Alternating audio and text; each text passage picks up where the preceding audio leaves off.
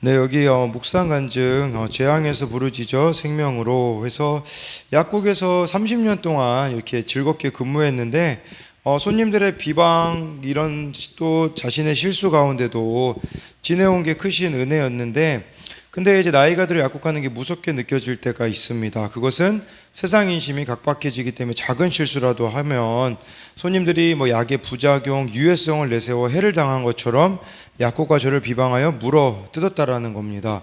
근데 몇 달 전에 유효기간이 지난 감기약을 실수로 판매했을 때 환자가 거액의 보상금을 요구해야 했고 합의가 이루어지지 않아 마음이 낮아지고 힘도 빠지고 우울해졌는데, 근데 오늘 말씀 1절 여호와 내 하나님이여 내가 주께 피하오니 나를 쫓아오는 모든 자들에게 나를 구원해 내소서, 이것이 정말 힘이 되었고 또 하나님만이 오직 의로운 재판장이심을 11절 말씀을 통해 깨닫게 되었다라는 거죠.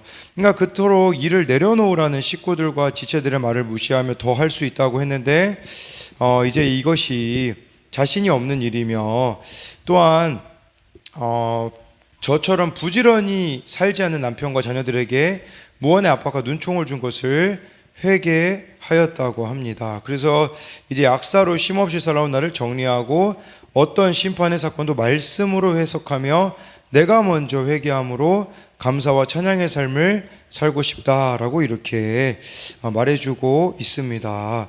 네, 오늘은 이 시편 7편 1절부터 17절까지인데요.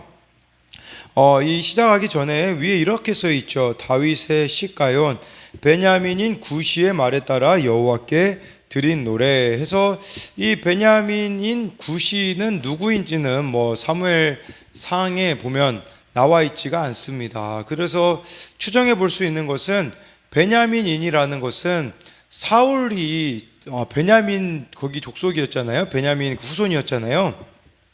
그러다 보니까 아마 이 구시는 사울 왕과 같은 지파 출신으로 다윗을 중상모략한 자로 여겨집니다. 그래서 1절에요. 여호와 내 하나님이여 내가 주께 피하오니 나를 쫓아오는 모든 자들에게서 나를 구원하여 내소서라고 해서, 정말 이런 구시의 중상모략, 이런 또 그 사울 왕의 진노는 모두 다윗을 향하여서 이렇게 무섭게 달려들고 있습니다. 그래서 2절에 보면 사자같이 나를 뜯을까 한다라는 것은 정말 이렇게 모두가 다 다윗을 물어 뜯고자 죽이고자 달려들었다라는 거죠. 근데 중요한 것은 다윗은 1절 말씀에 내가 주께 피하오니, 그러니까 하나님을 은신처, 하나님을 피난처로 고백하고 있습니다. 다윗은 이런 무서운 거짓 증거로 공격하는 수많은 적으로부터 자신을 구해주실 주님만을 바라보고 있는 것이죠. 그러니까 우리가 이걸 통해서 알아야 되는 것은요, 그 어떤 사람도, 어떤 단체도, 어떤 회사도, 가족도, 인맥도, 물질도 근본적인 해결책이 되지 못하다라는 겁니다. 여러분들은 중상모략을 당할 때 가장 먼저 누구를 찾고 무엇을 합니까? 이거를 생각해 봐야겠죠.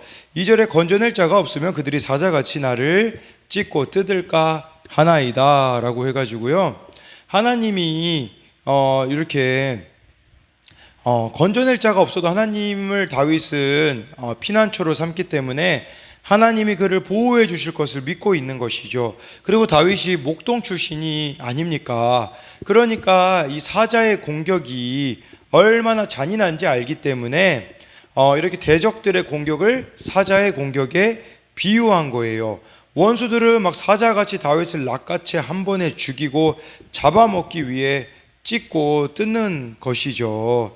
네, 지금 이 시대를 살아가는 우리들에게도 이런 압박감이 있지 않습니까? 빠르게 돌아가는 사회에서 현대인들은 정말 이렇게 사자가 물어뜯는 것과 같은 그런 일들을 참 많이 경험하게 되는 것이죠. 뭐 왕따를 당하는 것도 될 수가 있겠고요. 정말 원치 않는 일들이 일어나는 것도 될 수가 있겠죠. 근데 여기서 나를 찢고 뜯을까 한다. 나를이라는 단어를 히브리어로 보면요, 마음을 포함한 전 인격을 나타내는 단어예요. 그러니까 이렇게 사자와 같이 막 득달같이 일어나서 나를 찢는다라는 것은 나의 몸과 마음과 영혼까지 심한 타격을 입게 될 것을 의미하고 있는 것이죠. 그러니까 이 2절 말씀을 통해서 우리가 한번 적용해 보자면, 나에게 몸과 마음뿐 아니라 영혼까지 심한 타격을 주는 일들이 여러분들에게는 무엇이 있습니까? 3절에요. 여호와 내 하나님이여, 내가 이런 일을 행하였거나 내 손에 죄악이 있거나 라고 해가지고요. 지금 중요한 것은 하나님 앞에 내가 어떻게 살았는지가 중요합니다. 그러니까 이 땅에서 지금 다윗은 피난처를 찾을 수 없잖아요. 근데 하나님을 피난처로 삼는다라는 것은 하나님 앞에서 자신의 양심을 지켜왔다라는 것을 말해주고 있는 겁니다.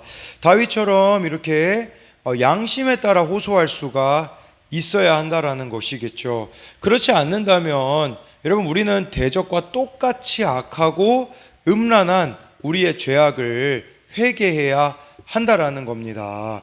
그래서요, 묵상 질문, 다윗처럼 양심을 따라 나의 무죄함을 주장할 수 있습니까? 아니면 원수의 죄악이 내 손에도 있습니까? 네, 우리 4절 말씀 보니까요, 화친한 자를 악으로 갚았거나 내 대적에게서 까닭없이 빼앗았거든 해가지고요, 다윗은 이렇게 화친한 자에게 악으로 갚은 적도 없고 대적에게 이유 없이 빼앗은 적도 없다라고 자신의 이런 명백함, 또 이게 무죄함을 주장하고 있는 것이죠. 5절에 원수가 나의 영혼을 쫓아잡아 내 생명을 땅에 짓밟게 하고 내 영광을 먼지 속에 살게 하소서라고 해가지고요, 지금 다윗은 여기서 우리가 주목해야 되는 표현은 내 영광을 먼지 속에 살게 하소서라는 이 의미는, 다윗은 자신의 생명, 영광, 곧 다윗의 존재 자체가 파멸되고 그의 영광이 먼지 속에 살게 되어도 마땅할 만큼 자신에게는 죄가 없음을 고백하고 있는 것입니다. 6절에요. 여호와여, 진노로 일어나사 내 대적들의 노를 막으시며 나를 위하여 깨소서, 주께서 심판을 명령하셨나이다. 다윗은 여호와께서 진노로 일어나서 대적들의 노를 막아주시기를 간구하는 것이죠. 그래서 하나님이 주의 진노로, 우리가 이걸 우리에게 적용해 보자면, 하나님이 주의 진노로 나를 징계하신 사건을 통해 내 옛사람의 악이 끊어지고 새 사람을 잊게 되면 어떤 중상모략과 비방의 사건에도 내 마음과 양심이 깨끗해서 무너지지 않게 된다라는 거예요. 쉽게 말하자면요, 회개하잖아요. 회개하면 더 이상 우리가 어떤 중상모략, 비방의 사건에서도 무너지지 않을 수가 있는 것이겠죠. 근데 그 과정에 이르기까지 정말 주의 진노가 나를 징계하시는 사건들이 반드시 있게 되어질 것입니다. 그래서요, 하나님이 여러분들을 징계하심으로 정말 죄를 돌이키게 하신 것은 무엇이 있겠습니까? 또한 이 하나님의 진노가 나의 구원을 위해 필요함을 여러분들은 인정하십니까?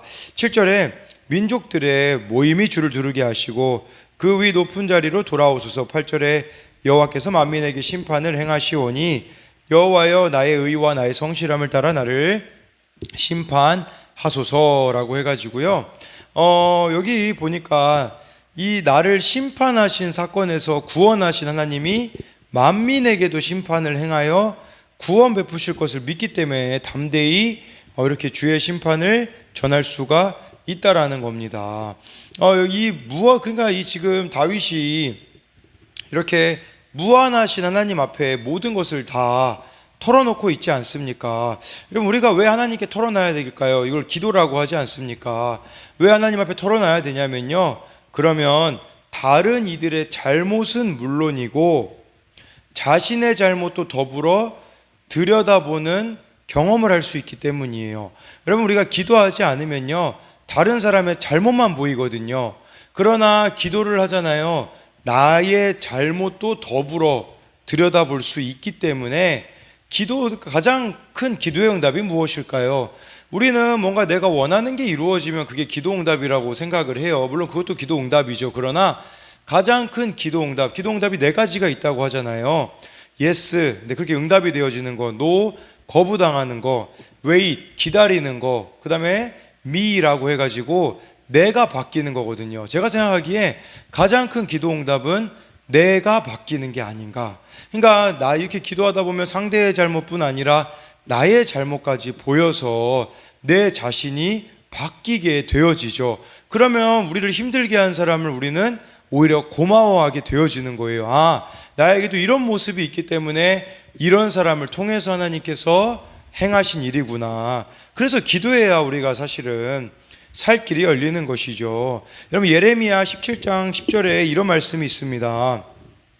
나 여호와는 심장을 살피며 폐부를 시험하고 각각 그의 행위와 그의 행실대로 보응하나니, 하나님은요 심장을 살핀대요. 이 심장이란 단어는 사람의 마음으로 사고, 생각과 의지의 자리, 여러분들이 무슨 생각을 하고 무슨 의지를 가지고 있는지 다 하나님은 살피고 계세요. 폐부를 시험하신대요. 폐부. 이 폐부라는 것은 양심이에요. 감정, 정서의 자리를 말하는 거거든요. 그러니까 하나님이 여러분들의 생각, 의지, 감정, 정서 다 꿰뚫고 보고 계시다라는 거예요. 무슨 말이겠습니까? 여러분 내면을 꿰뚫고 계신다라는 거겠죠. 그러니까 여러분들의 생각과 감정을 하나도 빠짐없이 하나님은 다 간파하시기 때문에 여러분들이 정말 적용 질문으로 내가 정직한 마음으로 주님의 심판을 인정하고 회개할 것은 무엇이 있는지 돌아보셔야 되는 것이죠. 9절 10절 보니까요, 악인의 악을 끊고 의인을 세우소서. 의로우신 하나님이 사람의 마음과 양심을 감찰하시나이다. 이 마음과 양심, 네, 제가 아까 예레미야 17장 10절에서 설명한 그 내용이고요. 10절에 나의 방패는 마음이 정직한 자를 구원하시는 하나님께 있도다. 나의 방패는 마음이 정직한 자. 이게 근데 우리나라 말로는 단수로 되어 있는데 원어로 보면 복수로 되어 있어요. 마음이 정직한 자들. 그러니까 이것은 마음이 올곧은 이들이라는 의미를 가지고 있습니다. 여러분, 이게 어디가 돼야겠습니까? 교회 공동체가 이렇게 되어야 되는 것이죠. 마음이 올곧은 자들이 되어서 모두가 다 구원에 동참하게 되어지는 자들이 되어야 되는 것이겠죠. 11절에요. 하나님은 의로우신 재판장이시며 매일 분노하신 하나님이시로다 라고 해가지고요, 이렇게 다윗은 하나님은 의로우신 재판장이심을 고백하고 있어요. 의로우신 재판장이심을 고백하기 때문에 자기를 힘들게 하는 사람에게 복수를 하지 않는 것이죠. 그러니까 여러분들이, 하나님이 여러분들의 삶에 정말 재판장이십니까? 이거를 기억하셔야 돼요. 재판장이라는 거는 한편으로 여러분, 우리가 이렇게 예를 들어서 법정에 서면 뭐 변호사나 뭐 검사 뭐 다 중요하죠. 근데 가장 중요한 건 무엇이냐면 증인이거든요. 증인. 그러니까 여러분들이 성령께서 여러분들에게 또한 증인이 되어 주시기 때문에 여러분들이 어떤 일들을 당한다고 할지라도 뭐 복수하거나 성령께서 다 알고 계시기에 우리는 그렇게 스스로 재판장의 위치에 서면 안 된다라는 거예요. 그러니까 하나님이 다 알고 계시기 때문에 그걸 통하여서도 하나님께서 역사하실 거에 대한 믿음이 먼저 있어야 되는 것이죠. 그리고 여기 하나님에 대하여서 매일 분노하시는 하나님이다. 이 매일 분노하신다라는 것은 무슨 말이겠습니까? 바로 회개하지 않는 자의 죄악을 결코 지나치지 않으시는 분이라는 겁니다. 하나님은요, 죄를 추격하시는 분입니다.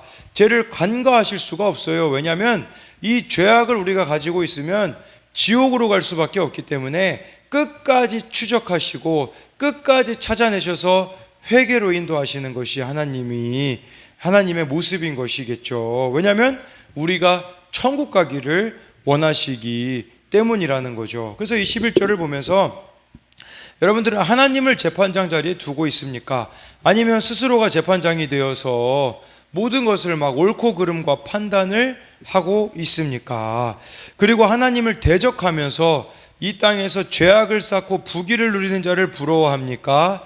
아니면은 애통해 합니까? 12절에요.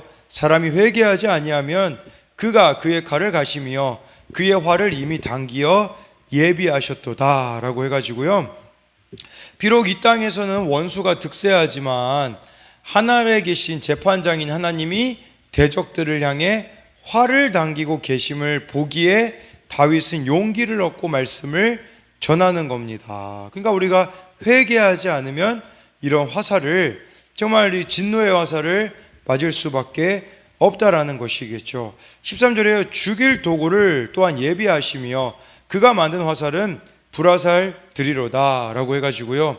무엇을 말하겠습니까? 하나님의 심판을 피할 수가 없다라는 것입니다. 그러니까 정말 우리가 하나님 앞에 살 길은, 의로우신 재판장 앞에 우리가 살 유일한 길은 회개할 것밖에 없다라고 이렇게 고백하고 있는 것이죠. 14절에 악인이 죄악을 낳으며 재앙을 베어 거짓을 낳았도다 라고 해서 끝까지 자기 욕심대로 행하는 자는 재앙을 베어 결국 죄악을 낳게 된다라는 겁니다. 이 죄악의 열매는 거짓이고 바람 같아서 계획한 바를 성취하지 못할 것이라는 겁니다. 그러니까 여러분들, 이 결국은 세상에서는 막 죄 지으며 살아가는 사람들이 잘 되는 것 같고, 그렇지만 그것은 잘 되는 것이 아니라는 것을 말씀해 주고 있고, 그런 인생은요 사실은 살아도 사는 것이 아니고, 악인들은 아무리 애를 써도 그들이 하는 모든 일은 다 거짓이라는 사실입니다. 15절에 그가 웅덩이를 파 만듦이여 제가 만든 함정에 빠졌도다. 그러니까 그들을 향한 이 하나님의 심판은 제가 판 웅덩이에 자기가 빠지는 꼴이라는 거죠. 그러니까 무슨 말입니까? 쉽게 말하면요, 미워하는 이들은 미움을 받게 되어질 것이고, 속이는 자들은 속아 넘어가게 되어질 것이고, 뒷담을 하는 사람은 뒷담을 듣게 될 것이라는 거예요. 여러분, 이 죄라는 것은요 부메랑이에요, 부메랑. 그렇기 때문에 반드시 나에게 영향을 미치고 나에게로 돌아올 수밖에 없다라는 사실을 기억해야 하는 거예요. 정말 누군가 함정을 빠뜨리려고 웅덩이를 팠겠죠. 그러나 그 함정에 자기가 빠지게 되어지는 일들이 벌어지는 것이죠. 16절에요. 그의 재앙은 자기 머리로 돌아가고 그의 포악은 자기 정수리에 내리리로다 라고 해가지고요, 악인들의 재앙과 포악이 스스로 머리와 정수리로 되돌아 내려가므로 치명적이고 회복 불가능한 상태가 될 것임을 묘사해 주고 있어요. 이것은 악인들이 얼마나 철저하고 비참하게 멸망할 것인지를 나타내는 것이죠. 17절에요.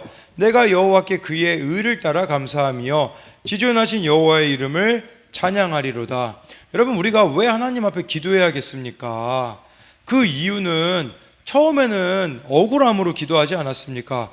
그런데요, 마지막에는 감사로 마치게 되어져요. 이게 기도의 능력이에요. 처음에는 남담하고 낙심하고 어려워요.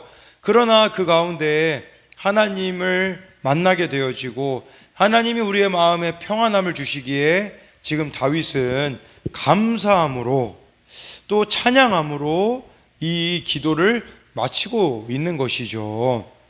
그런데요, 여러분, 다윗의 지금 눈에 이렇게 자기를 힘들게 하는 사람에 대해 하나님이 심판하는 것이 보이겠습니까? 아직은 하나님의 심판은, 악인을 향한 심판은 다윗의 눈에 보이지 않지만, 그러나 다윗은 자신과 악에 대한 이 심판의 전권을 하나님께 넘겨드리는 거예요. 그리고 겉모습이 아니라 내면 깊은 곳까지 들여다보신 하나님께 자신의 존재를 내맡기고 한없는 평화를 맛보는 경험을 하는 것이겠죠. 그래서 이 17절 말씀을 우리에게 적용해 보자면, 사건 앞에서 내 죄를 회개하고 주께 피함으로 다윗처럼 주님을 찬양하고 있습니까?